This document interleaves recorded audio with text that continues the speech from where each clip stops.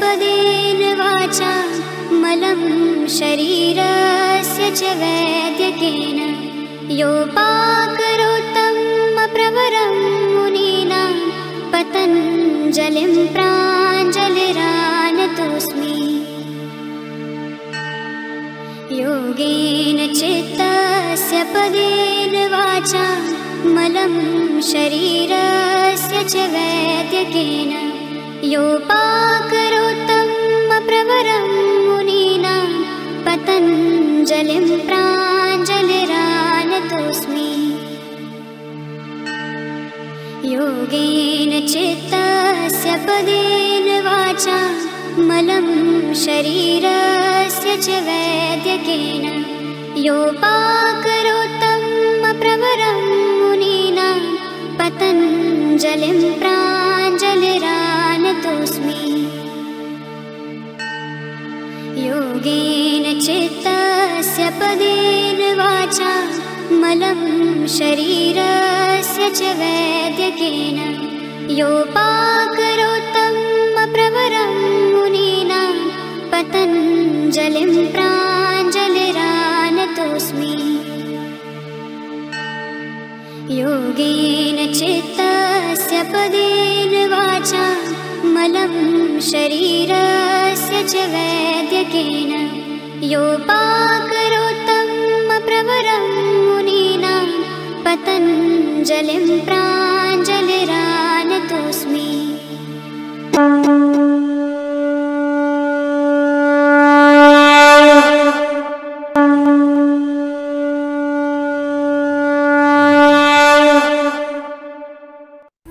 वाक्यकारं वररुचिं भाष्यकारं पतञ्जलिं पाणिनिं सूत्रकारं च प्रणतोऽस्मि मुनित्रयम्। योगेन चित्तस्य पदेन वाचा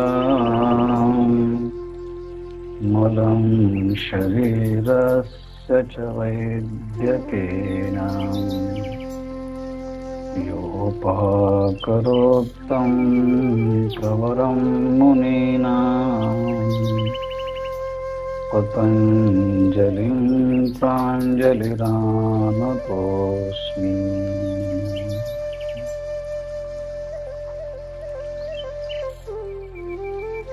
तासामनादित्वं च आशिषो नित्यत्वात्।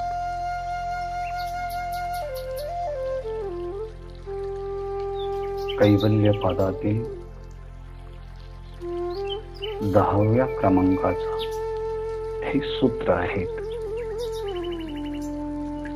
कैवल्यपादाला सुरुवात होताना जन्मावषधी मंत्र तप समाधीच्या सिद्धया, जन्म औषधी मंत्र तप आणि समाधी, मंत्र औषधी तप आणि समाधी यांच्याद्वारे प्राप्त होणाऱ्या 5 प्रकारच्या सिद्धी आणि ह्या 5 प्रकारच्या सिद्धी ज्यांना प्राप्त होतात असे 5 प्रकारचे योगी, जे 5 प्रकारचे योगी पुन्हा 5 प्रकारे चित्तांचं निर्माण करतात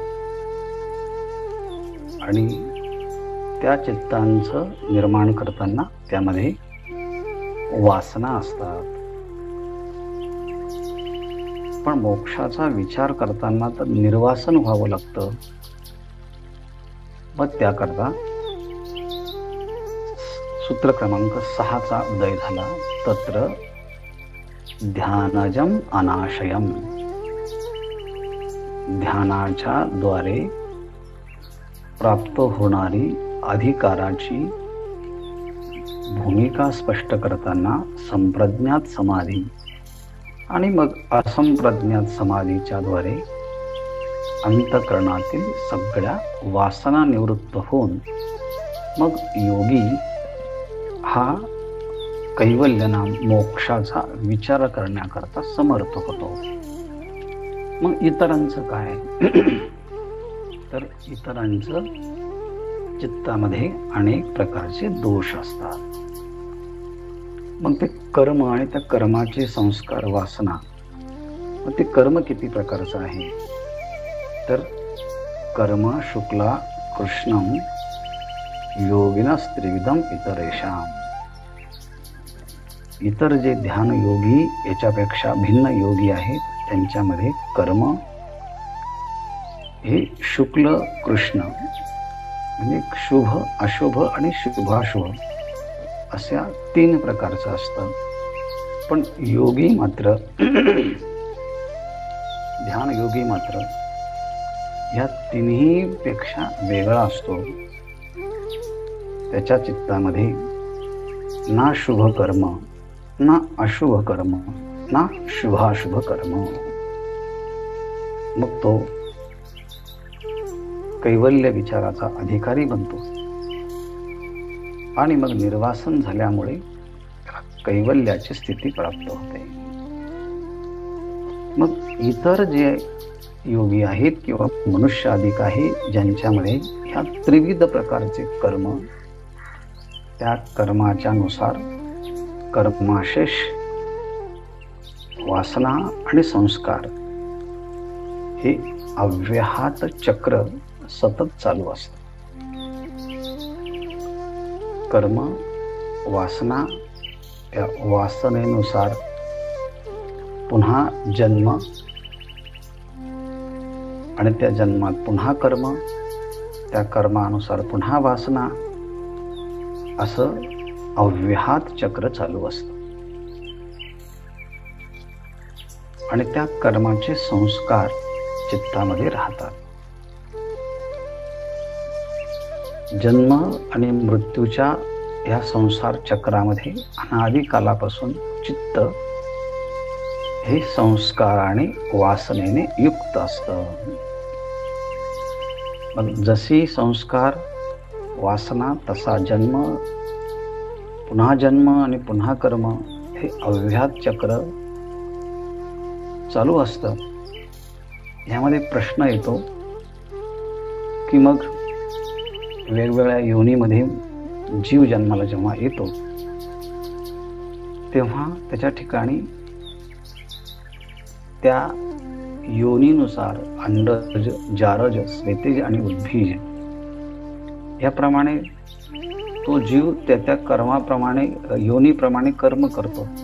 मग अश्व असेल, गर्दभ असेल, पशु असेल, पक्षी असेल, गाय असेल, त्या त्या योनीला गेला तो जीव की तसतसे कर्म त्याच्याकडनं प्राकृतिक घडत असतात. हे का घडतात? तर त्याचं कारण मागच्या सूत्रात सांगितलं. तशा प्रकारचा संस्कार करण्याचं कारण याच्यामध्ये एकरूपता असते. कोणती? स्मृती संस्कारयो एकरूपता, एकरूपत्वात स्मृती आणि संस्कार यांच्यामध्ये एकरूपता असते. म्हणजेच ज्या योनीला आता जीव प्राप्त झालेला आहे तशा प्रकारची योनी कदाचित 100 वर्षापूर्वी, 200 वर्षापूर्वी तशा प्रकारची जातीत तो जन्म झाला असेल. पण तो देश आणि तो काल आणि आत्ताचा जन्म आणि आत्ताचा देश आणि आत्ताचा काल ह्या पूर्वजन्म आणि वर्तमान काळातला प्राप्त जन्म यांच्यामध्ये कित्येक कल्पाचं, युगाचं किंवा वर्षांचं अंतर जरी असलं पण तरी देखील वर्तमान काळातला जन्म प्राप्त झाला की पूर्व देश आणि कालामध्ये प्राप्त झालेल्या जन्माचे संस्कार तिथे उद्भूत होतात. कारण स्मृती आणि संस्कार यांच्यामध्ये एकरूपता आहे. हे बरोबर आहे. म्हणजे आता जन्म झाला की त्याचे पूर्वसंस्कार पण असं मागे जात जात जात जात जात जेव्हा पहिला जन्म झाला तेव्हा त्या जन्माला कोणते संस्कार कारणीभूत आहे? जेव्हा पहिला जन्म होईल तेव्हा तर काही संस्कार नसतात, पण जन्म झाल्याबरोबर त्या जन्मातील स्वभाव धर्मानुसार तो जीव कर्म करतो. मग त्याला कारण कोण? त्याला कोणते संस्कार कारण आहे? नाही म्हटले मग त्याला मागचे संस्कार, त्याला त्याचे मागचे संस्कार. अशा प्रकारे जर मागे मागे गेलो तर अनावस्था नावाचा दोष येण्याची शक्यता आहे. कुठेतरी थांबायला पाहिजे नाही. मग त्याचं उत्तर ह्या प्रस्तुतच्या सूत्रामध्ये आहे. काय उत्तर आहे पहा. तासाम अनादित्वं च आशिषो नित्यत्वात्. तासाम म्हणजे त्या सगळ्या वासना कशा आहेत म्हटले? अनादित्वम, वर्तमान काळातल्या जन्माला मागच्या वासना, त्याच्यासाठी त्या मागच्या जन्माला त्याच्या मागच्या जन्माच्या वासना, त्याच्या मागच्या जन्माला त्याच्या मागच्या जन्माच्या वासना, असे मागे मागे मागे मागे किती काळ जायचं? त्याने सांगितलं त्या सगळ्या वासनांना एक अंतच नाही. ह्या वासना अनादि कालापासून आहे. तासाम अनादित्वम, त्या वासना अनादि कालापासून आहे. त्या वासना चित्तामध्ये अनादि कालापासून आहे. याला प्रमाण काय? How do we prove that? आपण त्या कशा सिद्ध करणार की चित्तामध्ये असणाऱ्या वासना ह्या अनादि आहे, बिगिनिंगलेस आहे, त्याची सुरुवातच नाही? याला काय प्रमाण, याला काय लॉजिक? तर त्यांनी हेतू पुढच्या शब्दात दिला आहे. आशिषो नित्यत्वात्. आशिषो नित्यत्वात्. आशिष हा शब्द आपल्याला इथे कामना, इच्छा अर्थाने आहेत. आशिष आपण आशीर्वाद अशा शब्दाने तो प्रयोग ओळखतो. आशिष म्हणजे आशिष मिला आहे, म्हणजे आशीर्वाद मिला आहे. तेव्हा आशिष हा शब्द आशीर्वाद अर्थाने जरी वापरला असला तरी इथे आशिष शब्दाचा अर्थ आहे इच्छा किंवा कामना. काय आहे इच्छा आणि कामना? तर नित्यत्वात्. नित्य म्हणजे कायम, सदा. काय आहे नित्य आणि कायम? तर प्रत्येक जीव जेव्हा जन्माला येतो तेव्हा त्या जीवाला त्या योनीमध्ये आपण कायम राहावं.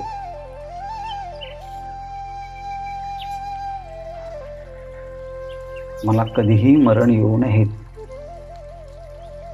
अर्थात न मरण्याची आणि सतत राहण्याची इच्छा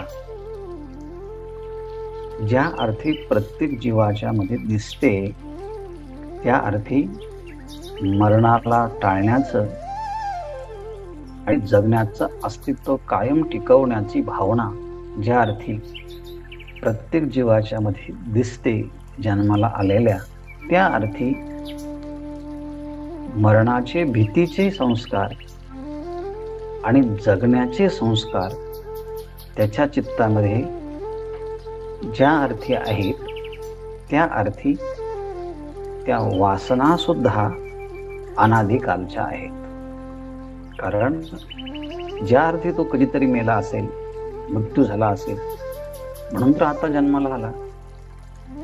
आता जन्माला जेव्हा येतो तेव्हा त्या क्षणी तर मृत्यूचा अनुभव नसतो, पण तरी देखील परवा आपण उदाहरण दिलं आहे की समुद्राच्या काठावरती कासवीने अंडे दिल्यानंतर जेव्हा ते पिलं होतं तेव्हा जन्माला आल्याबरोबर मृत्यूच्या भीतीने ते पटकन समुद्राच्या दिशेने जातात. की तिथे आम्ही आता निर्भय राहू. आणि मग लाटांच्या त्या हिंडोळ्यामध्ये ते लगेच तरंगत पोहायला लागतात.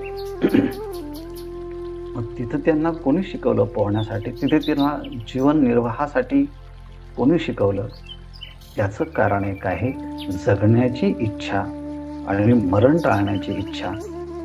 ज्या अर्थी प्रत्येक जीवाच्या मध्ये नित्य आपल्याला दिसते आहे, अनुभूतीला येते आहे, त्या अर्थी ही वासना मरण टाळण्याची आणि कायम जगण्याची ज्या अर्थी शरीरामध्ये आहे, त्या अर्थी वासना ही अनंत कालापासून चित्तामध्ये असते. म्हणून त्या वासना कधीपासून आहे तर पतंजली महर्षी सांगतात, तासाम अनादित्वम, ती वासना अनादि कालापासून आहे.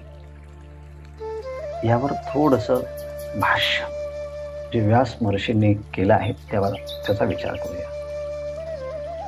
व्यास महर्षी म्हणतात, आशिषः नित्यत्वात् तासां वासनानां अनादित्वम. आशिष म्हणजे आशीर्वाद, म्हणजे इच्छा, मी कायम जगाव. नित्यत्वात् आशिषः, कायम मी जगाव. तासां वासनानां, तशा प्रकारची वासना शरीरामध्ये असते, त्यावरून ती वासना अनादि कालाची असावी. या इयम आत्माशी, आणि अशा प्रकारची मी कायम असावं अशी जी स्वविषयी आत्मविषयक असणारी जी आत्माशी म्हणजे आत्मविषयक असणारी जी कामना आणि इच्छा, ती कशा स्वरूप आहे तिचं? मान भुवम भूयासम इति. मान भुवम म्हणजे मी असू नये असं कधीच वाटत नाही. मानभुवम, माझं अस्तित्व राहू नये असं कोणालाही वाटत नाही. उलट काय, भूयासम, मी कायम राहावं. माझी सुख पदार्थ, माझे नातेवाईक, माझं घर, माझा परिवार, जिथे मी आहे तिथे कायम ते नातेवाईक कायम राहावे. मी त्यांच्यातून जाऊ नये. मानभुवम, मी जाऊ नये, मी कायम यांच्यामध्ये असावं. पण अशी जी इच्छा उत्पन्न होते ती कशी काय होते? How does exist that desire in our life? ती कशी काय उत्पन्न होते? मग काही नास्तिक लोक म्हणतील स्वाभाविक असते. जसं कमळ संकुचित होतं, त्या कमळाचा विकास होतो. म्हणजे संकोचन आणि विकासनं जसं नैसर्गिक असतं, तसं कायम जगावं आणि माझा मृत्यू होऊ नये ही सुद्धा चार्वाक प्रत्यक्ष प्रमाणवादी असल्यामुळे ते म्हणतील की नाही, हे नैसर्गिक आहे.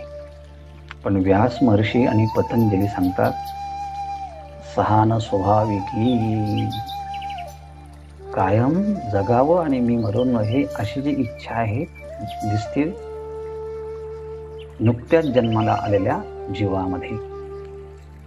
जन्म मात्रस्य जंतो हो, नुकतंच जन्माला आलेला आहे कीटक पतंग, तरी देखील त्याला मी स्वतःचं संरक्षण अस्तित्व कायम असं वाटतं.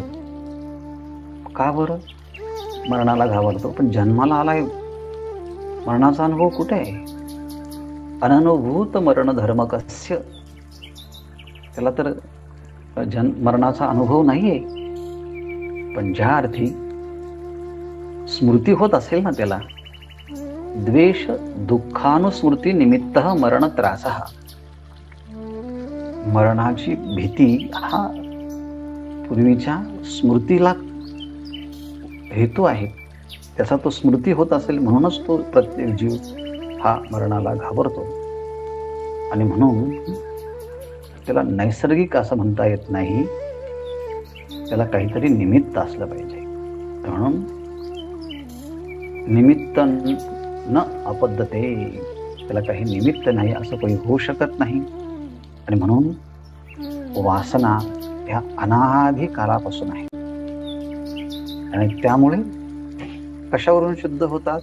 जन्माची इच्छा आणि मरणाचं भय टाळणं, जे नैसर्गिक आहे, म्हणजे अगोदर तो कधीतरी मेला असला पाहिजे आणि अगोदर तो कधीतरी जिवंत राहिला असला पाहिजे. म्हणून जन्माचे संस्कार त्याला पुन्हा कायम अस्तित्व टिकवण्यासाठी प्रवृत्त करतात आणि मरणाचे संस्कार भीती, दुःख यांची स्मृती झाल्यामुळे पुन्हा मनुष्य टाळण्याचा तो प्रयत्न करतो. मग तो कोरोनाच्या काळामध्ये मनुष्यच नाही तर पशुपक्षादिक सुद्धा, प्रत्येक मुंगी सुद्धा तिचं अस्तित्व कायम टिकवण्याचा प्रयत्न करतात. कारण त्या चित्ताच्या मध्ये अनंत अनादिकालाचे संस्कार शिल्लक असतात. मग प्रश्न दुसरा उत्पन्न केला की का हो, मग जे चित्त अनादिकालाच्या वासना घेऊन त्याप्रमाणे योनीमध्ये वेगवेगळ्या योनीत जन्माला जातं, मग ते चित्ताचं स्वरूप कसं आहे? ते चित्त अणुपरिणाम आहे का मध्यम परिणाम आहे का व्यापक आहे? ते चित्ताचं स्वरूप कसं आहे? नैयायिक सांगतील की चित्त हे अणुप्रमाणक आहे, अणुप्रमाणे ते सूक्ष्म आहे. काही सांगतात की नाही चित्त हे व्यापक आहे, तर काही सांगतात चित्त हे मध्यम परिणाम आहे. याला दार्शनिक विचार असं म्हणतात. तो आपण फारसा आता घेणार नाही, पण ज्यांना इच्छा असेल त्याने तो अवश्य पाहावा. उदाहरण दिलं जातं, मध्यम परिणामाचं चित्त आहे. जसं दीपक एखाद्या घटामध्ये ठेवला तर तो त्या घटाला प्रकाशित करतो, पण तोच दिवा जर घरामध्ये ठेवला तर मोठ्या घरालाही प्रकाशित करतो. मग तो दीपक जसा उपाधी असेल तर संकुचित उपाधीच्या मध्ये तो प्रकाश देतो, आणि उपाधी जर मोठी असेल तर मोठ्या उपाधीमध्ये प्रकाश देतो. तसं चित्त जर मुंगीचं असेल तर तिथेही ते चित्त संवेदना, वासनाचे संस्कार तिथे चित्तामध्ये असतात. आणि चित्त जर म्हणजे शरीर जर हत्तीचं असेल तर हत्तीच्या शरीरामध्ये सुद्धा ते चित्त त्याप्रमाणे तशी त्याची व्याप्ती होईल. संकोच आणि विकास हा दीपक जसा घटात आणि घरात ठेवाल्यानंतर त्याच्या उपाधीच्या नुसार विकास आणि संकोच होत असतो, तसं चित्त सुद्धा संकोचित आणि विकसित होत असतं, असं मध्यम परिणामी म्हणतात. काही सांगतात की चित्त त्या शरीराच्या मध्ये व्यापक स्वरूपामध्ये असतं आणि त्या चित्ताच्या मध्ये अनंत जन्माचे संस्कार त्या ठिकाणी असतात. मग हा सगळा विचार करताना कैवल्य पादामध्ये आपण विचार करतो, जन्म, कर्म, वासना, जाती, आयुर्भोग हे जर अव्याहतपणे अनादी कालापासून चालत आलं तर मग ही वासना संपणार कधी? वासना संपली नाही तर मग जन्ममरणाची परंपरा संपणार कधी? आणि ह्या वासनेतून जर निवृत्त जर होता नाही आलं तर मग कैवल्य आणि मोक्ष कसं प्राप्त होणार? मग कैवल्य आणि मोक्ष हा तर निर्हेतुक बनेल, त्याचा काही उपयोगच होणार नाही. मग ह्या सगळ्या अनादी जरी वासना असल्या तुम्ही म्हणतात, पण त्या अनादी कायमस्वरूपी जर मानल्या तर कोणी मोक्षाकडे प्रवृत्त होणार नाही. आणि तुम्ही तर सांगितलं मोक्ष प्राप्त करण्यासाठी तो योगी जो आहे तत्र ध्यानजम अनाशयम, ध्यानाच्या द्वारे तो वासना रहित होतो, आणि तुम्ही तर वासना अनादी सांगतात. मग ह्या अनादी मानलेल्या वासना समाप्त झाल्याशिवाय तो योगी साधक कैवल्य मोक्षाकडे प्राप्त होणार नाही. मग मोक्ष कसा प्राप्त होईल अशी जेव्हा शंका उत्पन्न होते, तेव्हा त्या वासनेच्या निवृत्तीसाठी आणि मोक्षाच्या प्राप्तीच्या संबंधाचा हेतू प्रतिपादन करण्यासाठी पुढच्या सूत्राचा उदय होतो, पुढच्या सूत्राचा जन्म होतो. पुढचं सूत्र पतंजलीला लिहावं लागतं, पण त्याचा विचार अभ्यास आपल्याला वेळेअभावी आता न करता आपण उद्या करणार आहोत. तूर्त या ठिकाणी थांबूया. पूर्णमदः